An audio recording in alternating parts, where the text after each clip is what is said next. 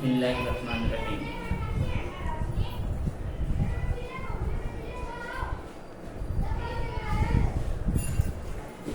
आज 10 नवंबर है। कल 9 नवंबर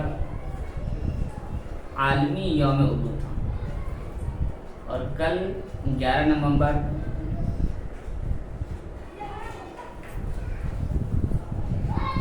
हमारे तालीमी यौम तालीम है। यौम तालीम हो या यौम उर्दू, ये दोनों हमारे लिए अहम है, लेकिन यौम तालीम सबसे ज़्यादा अहम है,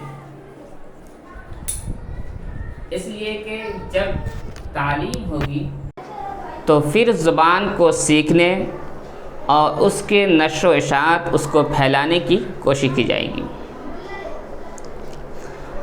कल ही 11 नवंबर 1888 को हिंदुस्तान के पहले वज़ीर तालीम हज़रत मौलाना अबुल कलाम आज़ाद रहमतुल्लाह अलैह पैदा हुए।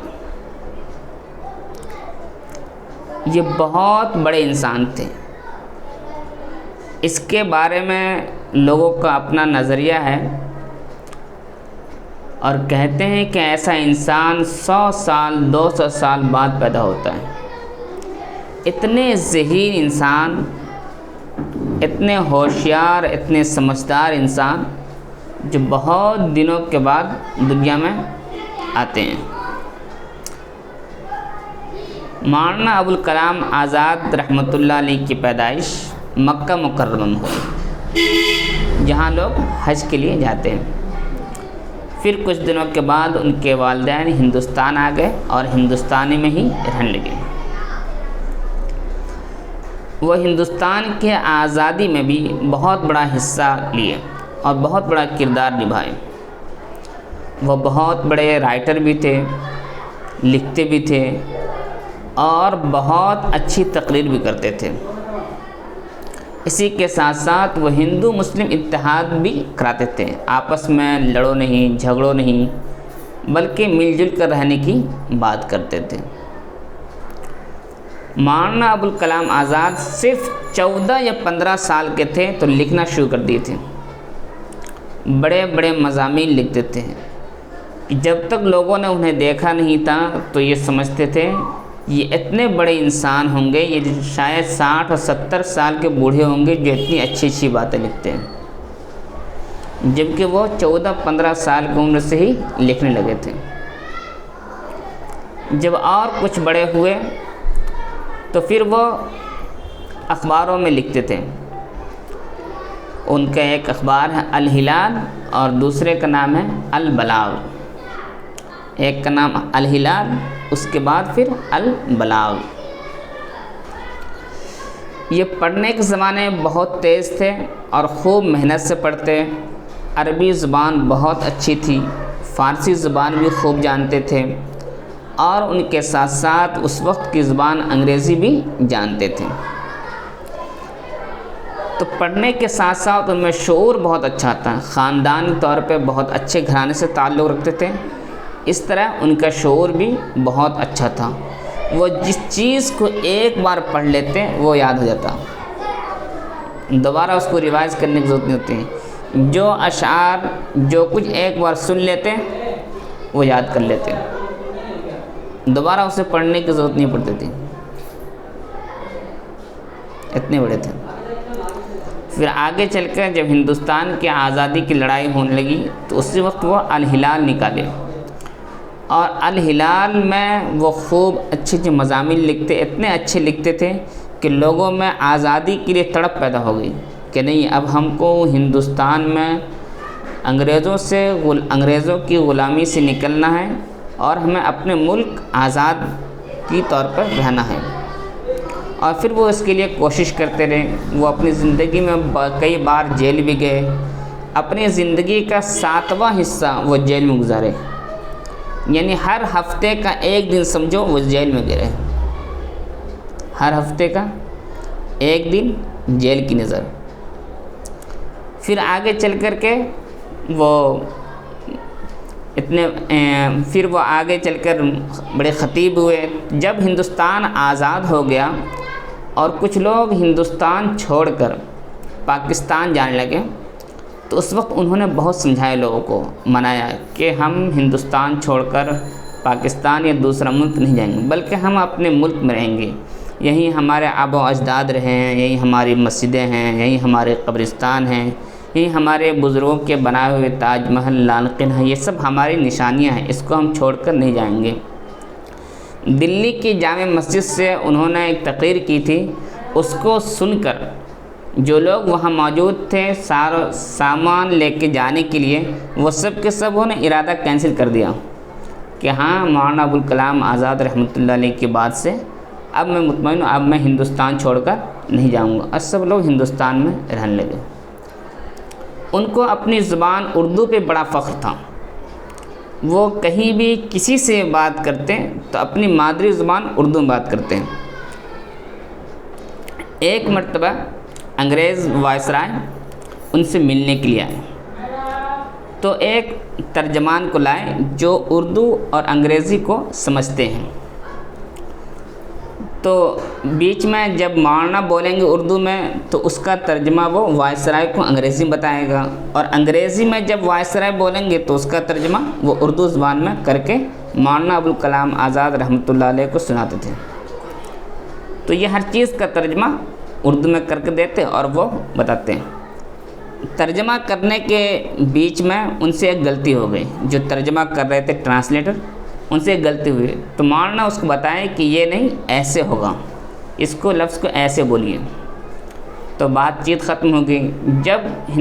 جب ان کے ملاقات کرنے کے بعد وائسرائے جانے لگے تو انہوں نے پوچھا کہ آپ کو انگریزی تو اتنی اچھی آتی ہے، پھر آپ اپنی زبان اردو میں کیوں بات کرتے ہیں؟ تو انہوں نے مسکرا کر جواب دیا کہ آپ 5000 کلومیٹر دور سے آئے ہوئے ہیں ہندوستان پہ، سو اپنی زبان نہیں چھوڑے اور میں اپنے ملک میں اپنی زبان چھوڑ دوں؟ یہ کیسے ہوگا؟ یعنی ہم اپنے ملک میں اپنی زبان، اپنی تہذیب، اپنی ثقافت کے ساتھ رہیں گے اور ہمیں اپنی زبان پہ فخر بھی ہے. تو مولانا ابوالکلام آزاد رحمۃ اللہ علیہ اردو، فارسی، عربی اور انگریزی جاننے کے ساتھ ساتھ اپنی زبان کو ہر جگہ آگے رکھتے تھے. اس لیے اردو بولنا بھی چاہیے، اردو پڑھنا بھی چاہیے، اردو لکھنا بھی چاہیے، اس کے ساتھ ساتھ دوسری زبانیں بھی سیکھنی چاہیے تاکہ ہم دوسری کے باتوں کو سمجھ سکیں. 9 تاریخ کو علامہ اقبال رحمۃ اللہ علیہ کی پیدائش تھی، تو ان کی یوم پیدائش کے طور پر پوری دنیا میں یوم اردو منایا گیا. یوم اردو یعنی ہر جگہ اردو زبان کو فروغ دیا جائے. کہ مولانا ابوالکلام آزاد کی پیدائش 11 تاریخ کو ہے تو اس طرح یوم تعلیم مناتے ہیں، اور یہ پہلے ہندوستان کے وزیر تعلیم بھی. تعلیم سب سے زیادہ ضروری، اس لیے اگر تعلیم نہیں ہوگی تو پھر اچھے برے میں سمجھ نہیں آئے گا، اور پھر تعلیم میں بھی وہ تعلیم جو نفع بخش ہو، جو فائدہ پہنچانے والی ہو، جو دنیا میں بھی اور آخرت میں بھی انسان کو فائدہ پہنچائیں. اب نفع بخش تعلیم کیا ہوتی ہے؟ نفع بخش تعلیم وہ ہوتی ہے کہ جس تعلیم کو ہم پڑھیں اس پر عمل کریں. جس تعلیم کو ہم پڑھیں اس کو ہم عمل کریں. جیسے ہم جا رہے ہیں، راستے پہ لکھا ہوا آگے خطرہ ہے. کیا لکھا ہے؟ آگے خطرہ ہے. تو آگے خطرہ ہے، لیکن اگر ہم مان گئے اور وہیں سے واپس آ گئے تو ہم اس خطرے سے بچ جائیں گے.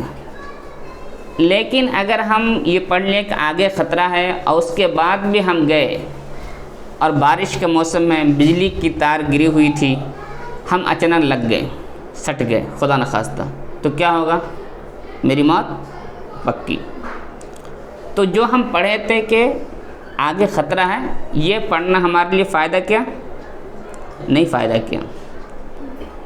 جیسے لکھا تھا آگے خطرہ، اگر ہم پڑھ لیا وہیں سے لوٹ گئے ہوتے یا وہاں جانے کے دوسرا راستہ اختیار کرتے تو ہم کو وہ علم فائدہ کرتا. کیا کرتا؟ فائدہ کرتا. لیکن ہم پڑھ لیے کہ آگے خطرہ ہے، اس کے بعد بھی ہم وہاں گئے اور کراس کیے اس کو، اور ہم کو بجلی سے کرنٹ لگ گیا اور مر گیا کوئی، تو اس میں ہمارے علم کا کوئی فائدہ نہیں پہنچایا۔ اسی طرح چیزوں پہ ایک ڈیٹ لکھا رہتا ہے کہ مینوفیکچر ڈیٹ کیا ہے اور ایکسپائری ڈیٹ کیا ہے۔ تیل ہے، صابن ہے، منجن ہے، کولگیٹ ہے، کھانے پینے کی بریڈ ہے، دنیا کی جتنی چیزیں سب پہ لکھا ہے۔ اگر وہ ابھی نومبر چل رہا ہے، کوئی سامان ہے جو 2024 کی جنوری میں ایکسپائر کر گیا، کیا ہوا؟ ایکسپائر کر گیا، یا فروری میں ایکسپائر ہو چکا ہے، ہم پڑھ لیے، لیکن اس کے بعد بھی اگر ہم کھائے اور کچھ متلی ہونے لگی، طبیعت خراب ہو گئی، تو یہ علم ہم کو فائدہ دیا؟ نہیں دیا، اس علم کا ہمیں کچھ فائدہ نہیں ہوا۔ اسی طرح ہم بیمار پڑے، ڈاکٹر نے کہا کہ آپ کی طبیعت خراب ہے، یہ دوا لے لیجئے، آپ وہ دوا کھا لیے تو آپ شفا یاب ہو گئے، آپ کو اللہ نے تندرستی عطا کی، تو یہ کیا ہوا؟ علم نافع، کہ ڈاکٹر نے جو کہا ہم اس کو مان گئے، تو یہ ہم کو علم نفع پہنچایا۔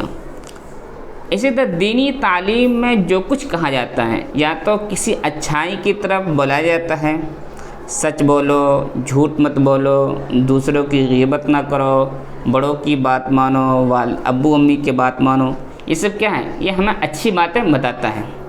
تو اگر ہم یہ بات سیکھتے ہیں سچ بولو، تو اگر ہم ہر وقت سچ بولیں گے تو یہ ہم کو نفع پہنچائے گا، کیا ہوگا؟ نفع پہنچائے گا۔ لیکن اگر ہم پڑھ لیے یا کسی سن لیے کہ سچ بولنا چاہیے، لیکن اگر ہم سچ نہیں بولتے ہیں تو یہ ہم کو فائدہ پہنچایا؟ نہیں پہنچایا۔ اسی طرح جب کوئی جھوٹ بولتا ہے تو جھوٹ بولنے والا جو ہمیشہ جھوٹ بولتا رہتا ہے تو اللہ کے نزدیک وہ جھوٹا لکھا جاتا ہے، یہ حدیث میں۔ اور سچ بولنے والا جب سچ بولتا ہے تو ایک دن اللہ تعالیٰ اس کو صادقوں اور سچوں لوگوں میں نام لکھ دیتا ہے۔ تو جھوٹ ہم سن لیے کہ جھوٹے کو اللہ تعالیٰ جھوٹا کہتا ہے، جھوٹ بولنے والا کہتا ہے، اس کے بعد بھی اگر ہم جھوٹ بول رہے ہیں تو یہ علم پڑھنا ہمارے لیے کوئی فائدہ نہیں دیا، یہ علم کا پڑھنا ہمارے لیے کوئی فائدہ مند نہیں ہوا۔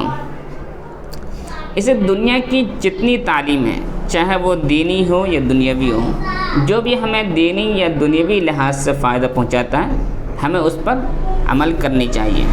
اس لیے آج کے دن ہم 11 تاریخ کے تئیں مولانا ابوالکلام آزاد رحمۃ اللہ علیہ کو ان کی یوم پیدائش پر اور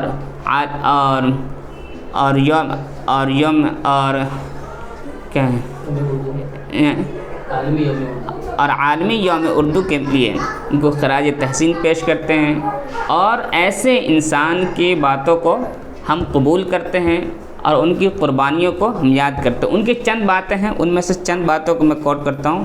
ان کا ایک نعرہ تھا، آؤ ایک کام کریں، تعلیم کو عام کریں۔ تعلیم کے ماہرین کیا ہے؟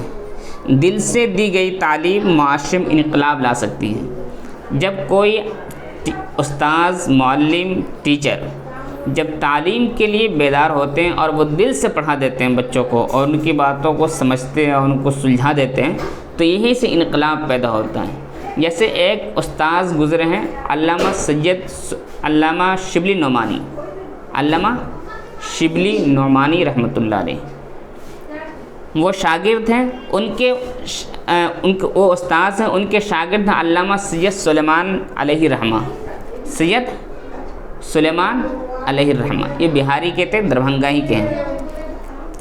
تو علامہ شبلی نعمانی رحمۃ اللہ علیہ سید صاحب کو پہچان لیے بچپن میں، ان کے ہنر کو پہچان گئے، ان کے ذہانت کو پہچان گئے، پھر ان کی اچھی تربیت کرنے لگے۔ تو ان کے انتقال کے بعد جو وہ 2 کتاب لکھے، سیم ٹو سیم اسی طرز کی دوسری کتاب ہم یوم تعلیم کے تئیں مولانا ابوالکلام آزاد رحمۃ اللہ علیہ کو خراج تحسین پیش کرتے ہیں، اور یوم تعلیم کے تئیں ہمیں تعلیمی بیداری اختیار کرنی چاہیے، اور ہر فرد کو ہر گھر سے تعلیم یافتہ ہونے کی کوشش کرنی چاہیے۔ کچھ نہ کرو تعلیم حاصل کرو، کچھ نہ کرو تعلیم حاصل کرو، کچھ کرو تو بھی تعلیم حاصل کرو، کچھ کرو تو بھی تعلیم حاصل کرو، ہر حال میں تعلیم حاصل کرو۔ اس لیے کہ ہمارے اسلام کی تعلیم جو پہلی وحی نازل ہوئی ہے وہ کس چیز کی ہے؟ پہلی وحی کیا نازل ہوئی؟ اقرا، کیا؟ اقرا، پڑھ، اقرا یعنی پڑھ، پڑھو، پہلی تعلیم ہے، پہلی بات جو رسول اللہ صلی اللہ علیہ وسلم کو اللہ نے سکھایا وہ کیا تھا؟ وہ اقرا، پڑھنے کی۔ اس لیے ہر شخص کو جو اللہ کے رسول صلی اللہ علیہ وسلم مانتا ہے ان کو چاہیے کہ پڑھنے پر زور دے اور ہر حال میں پڑھے۔